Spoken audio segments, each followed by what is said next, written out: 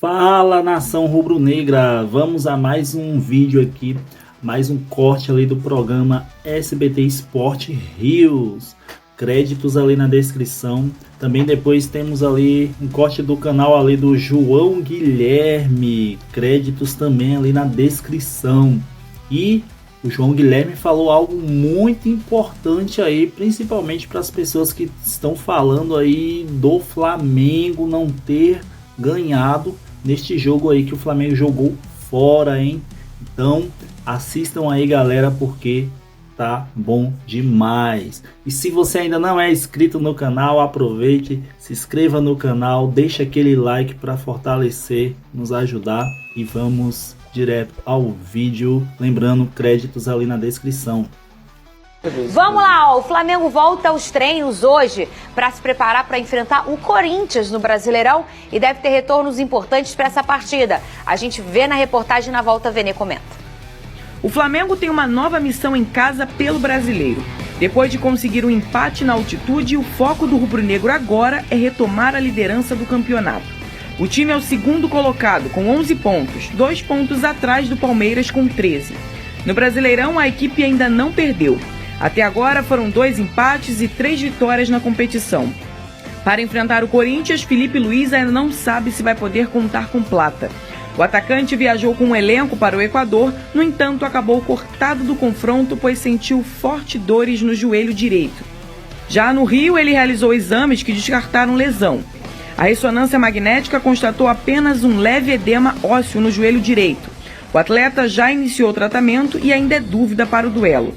Alexandro pode estar de volta. Ele ficou fora por um incômodo na coxa e segue se tratando para saber se está apto para o próximo domingo. Pedro, que entrou na última partida da Libertadores, tem voltado aos poucos para ganhar mais minutagem e ritmo de jogo. E pode ser que Felipe Luiz volte a usar o camisa 9.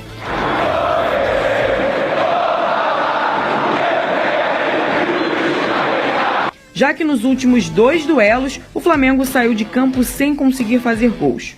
E a pontaria dos atletas tem ligado o alerta para o treinador, que não quer desperdiçar pontos, principalmente em casa.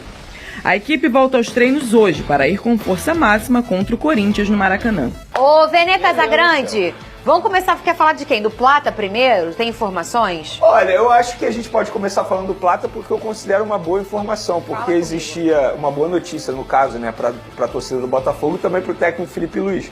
Flamengo. Existia... desculpa, eu falei Botafogo, perdão. Torcida do Flamengo, perdão, é que a gente estava falando de Botafogo. Obrigado por me corrigir. Mas enfim, sobre o Gonzalo Plata. Fiquei feliz que você falou fogão. Porque geralmente eu erro ao contrário, né? Tá na sua cabeça. Você erra ao contrário, vai. Verdade. Mas sobre o Gonzalo Plata, ele foi ausente aí no último jogo, né, por conta de problema no joelho. Aí existe aquela expectativa de o que seria, se fosse algo grave, qual seria a lesão. Ele fez a ressonância magnética e não deu nada. Ou seja, o prazo de retorno dele vai depender das dores, porque ele continua sentindo dor no local. As dores diminuíram bastante em relação à véspera do jogo, tanto é que ele mesmo mencionou isso, que ele fez teste de força na academia e não conseguiu fazer o teste de força e por isso ele não foi a campo.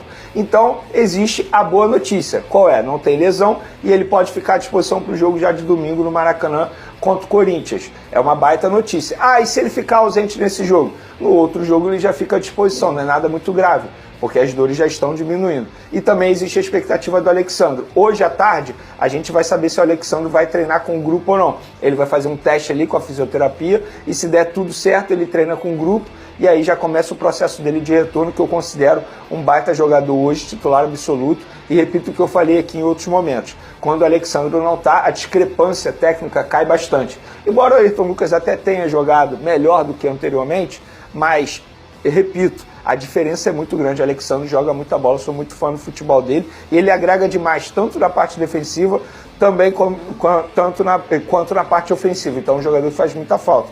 Então é isso, são boas notícias para o torcedor do Flamengo. E vai ter casa cheia. Acho que finalmente a gente vai ter aí um Maracanã com quase 60 mil pessoas presentes, porque mais de 45 mil ingressos já foram vendidos. Então, um Flamengo e Corinthians com uma casa bem cheia no Maracanã, algo que a gente não via vendo aí nos últimos jogos do Flamengo. E ontem eu estava conversando com uma pessoa do Flamengo sobre o porquê o Flamengo não finaliza tanto.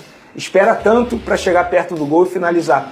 E isso é um pedido do técnico Felipe Luiz, porque eles estudam e trabalham isso. Eles entendem que se o Flamengo ficar arriscando muito, tentando muito chute, a chance de ser pego em contra-ataque é muito grande, porque o Flamengo envolve muitos jogadores na parte ofensiva quando está atacando. Então é algo estudado por eles. É por isso que o Flamengo, entre aspas, finaliza pouco, na opinião dos torcedores. E de fato finaliza mesmo. Se você analisar os jogos do Flamengo, parece que o Flamengo tem que chegar muito perto do gol para poder chutar gol. Então isso é algo trabalhado e estudado pela comissão técnica. Não é porque os jogadores tomam essa decisão por conta própria, entende? Ou estão sem coragem para chutar, isso, né? É perfeito. Porque muita gente critica, por exemplo, e eu concordo, tá? Acho que o Gerson é um jogador que poderia evoluir nesse quesito, finalizar mais a gol. Mas, conversando com pessoas do Flamengo, agora dá para entender por que eles têm essa postura dentro de campo. Só vai na boa no gol, né? Mas a comissão também concorda que precisa melhorar a finalização, porque o Flamengo tem essa dificuldade, não é tão letal, né? É porque também tem uma questão de hábito, né? Se você chuta mais, arrisca mais, se acostuma mais, você tenta mais, a chance de mirar, né? Uma hora vai acontecer, né? E o futebol é isso, é difícil porque como treinador você tem que fazer essa escolha. Beleza, eu vou começar a tentar mais. E se eu começar a tomar mais contra-ataque? Se eu começar a ficar mais exposto? Ou seja, é uma estratégia da comissão técnica isso. Ô, Vênia Casagrande, e sobre o Jorginho? O que aconteceu com o Jorginho? Será que isso vai mexer com a vinda dele pro Flamengo? Bom, o técnico do Arsenal deu uma entrevista dizendo que corre o risco do Jorginho nem atuar mais por conta de uma lesão que ele sofreu. E aí, conversando com o empresário do Jorginho, ele disse que o Jorginho volta a treinar segunda-feira. Se de fato acontecer isso, ele não ser mais utilizado pelo Arsenal, acho que pro Flamengo é até bom, né? Porque facilita aí a vida. Mas quanto tempo de inatividade? Não tem como dar prazo. Que também é um problema, né? Se ficar, são 9 meses, ele volta. Não é isso tudo, não é isso. Ele volta a treinar segunda-feira, por exemplo. Tá. Segunda-feira ele vai treinar. Aí tem a questão da parte física. Ele aprimorar a parte física dele. Não é nada grave a esse ponto de ficar meses longe dos gramados. Pelo contrário.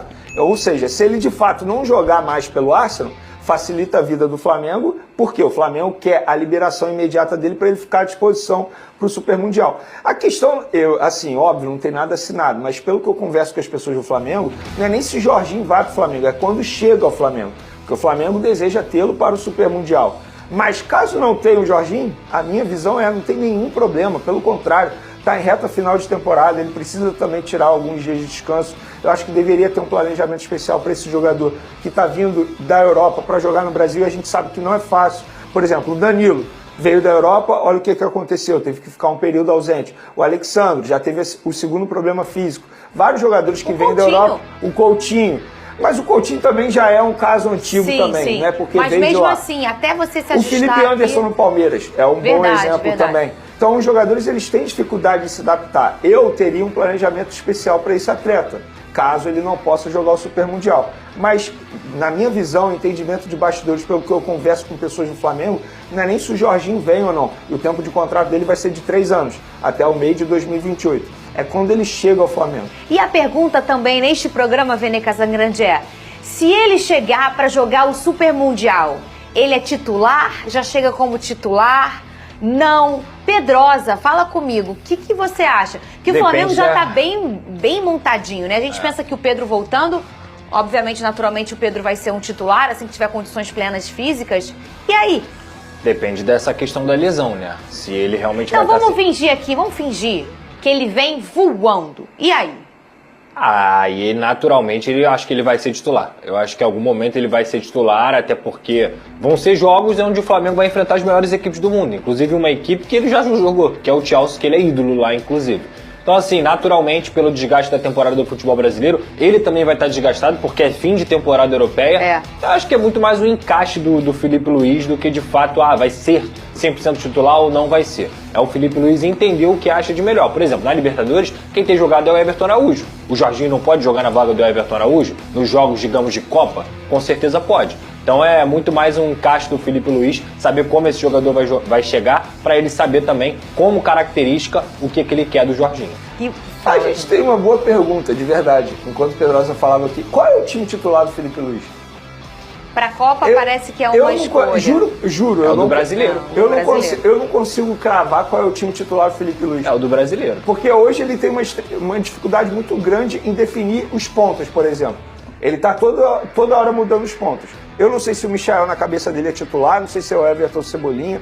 No ataque, o Pedro tem que ser titular. Isso aí, sem sombra de dúvida. Inclusive, ele mesmo já falou isso, que ele precisa trabalhar a equipe para botar o Pedro no time. Beleza. Agora, os pontas. Rossi.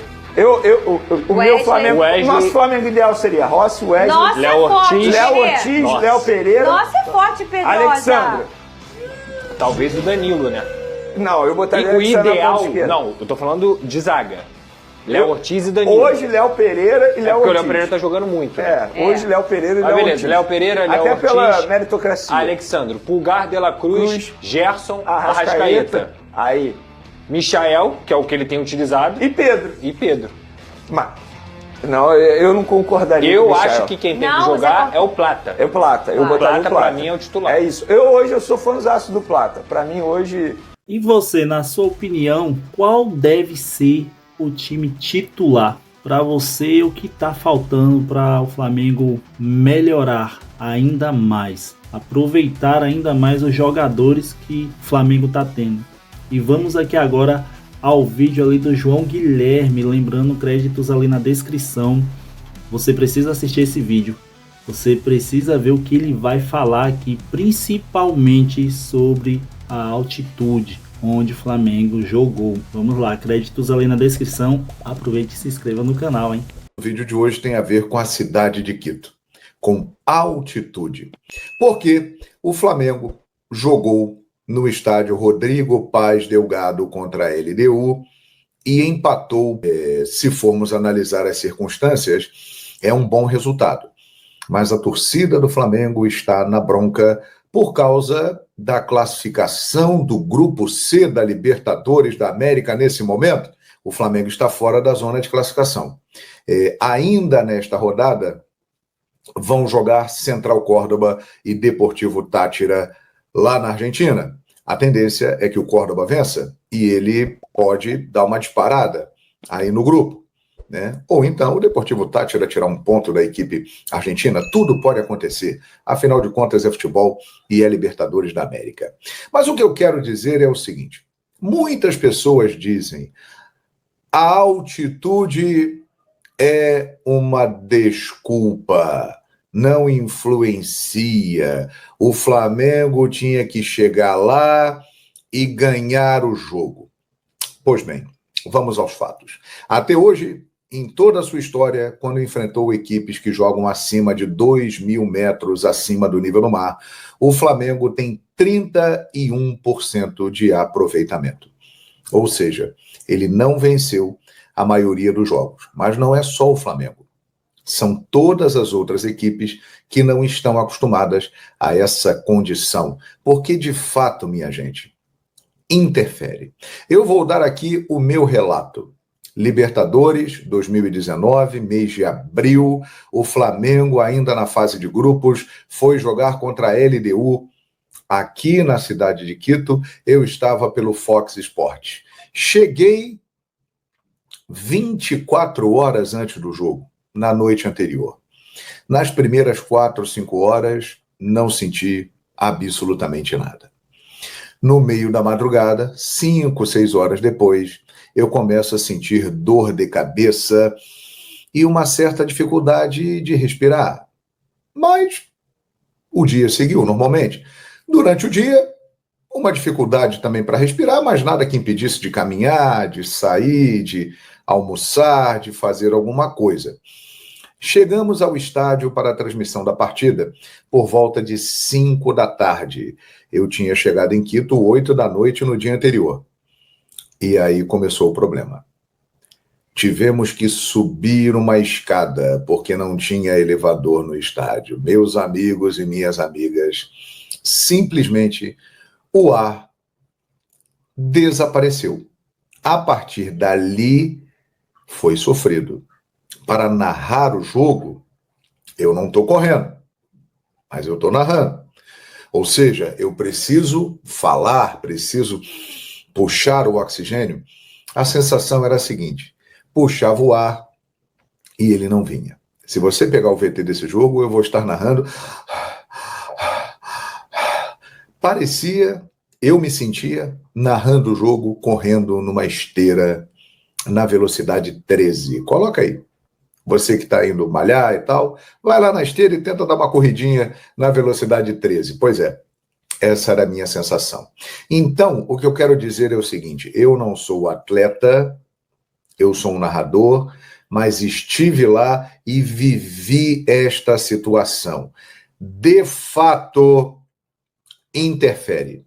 A condição, ela não é normal. E principalmente no segundo tempo, a coisa piora, porque já tem o desgaste físico e o ar vai ficando cada vez mais raro, cada vez mais difícil de achar.